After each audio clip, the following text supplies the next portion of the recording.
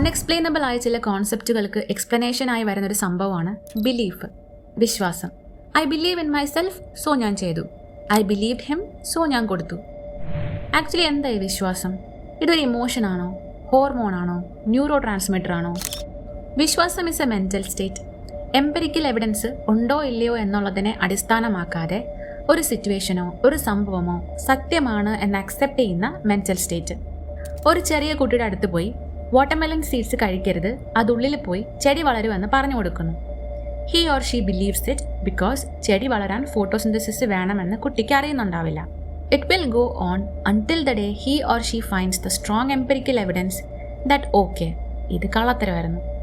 ഇതുപോലെ നമ്മുടെ എല്ലാ ബിലീഫും നമ്മുടെ ശരീരമായിട്ട് കണക്റ്റഡ് ആയിരിക്കും.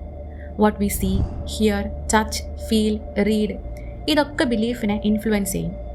നമുക്ക് സർവൈവൽ ഇൻസ്റ്റിങ്സ് തരുന്നത് ലൈക്ക് പുറത്തൊരു പാമ്പുണ്ട് സോ പുറത്ത് പോകണ്ട, അത് തൊട്ട് മാരകമായ ഡില്യൂഷൻസിലേക്ക് ലൈക്ക് ആർഗ്യൂ ചെയ്ത് അറ്റാക്ക് ചെയ്ത് അവസാനം പരസ്പരം വേർബലി ഓർ ഫിസിക്കലി ഹേർട്ട് ആവുന്ന രീതിയിൽ വരെ വിശ്വാസത്തിന് എത്തിക്കാം. സോ ലോജിക്കലി നമ്മുടെ സംസാരം, മോട്ടോ റിഫ്ലെക്സസ്, ഇതിനൊക്കെ ഇത് അഫക്റ്റ് ചെയ്യുന്നെങ്കിൽ this must be dependent on our brain അല്ലേ? പഠനങ്ങൾ പ്രകാരം നമ്മുടെ cognitive processing, memory, confirmation bias, dopamine release, ഇതിനെയൊക്കെ ബിലീഫ് ഡിപ്പെൻഡ് ചെയ്യും.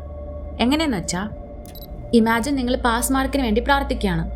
നിങ്ങൾ പാസ് മാർക്കിനുള്ളത് എഴുതിയിട്ടുണ്ടാവാം, ആൻസർ ഷീറ്റ് നോക്കുമ്പോൾ ടീച്ചർ കെയർലെസ് ആവാം, ലിബറൽ ആവാം, അങ്ങനെ പല പോസിബിലിറ്റികൾ ഈ സിറ്റുവേഷനിലുണ്ട്.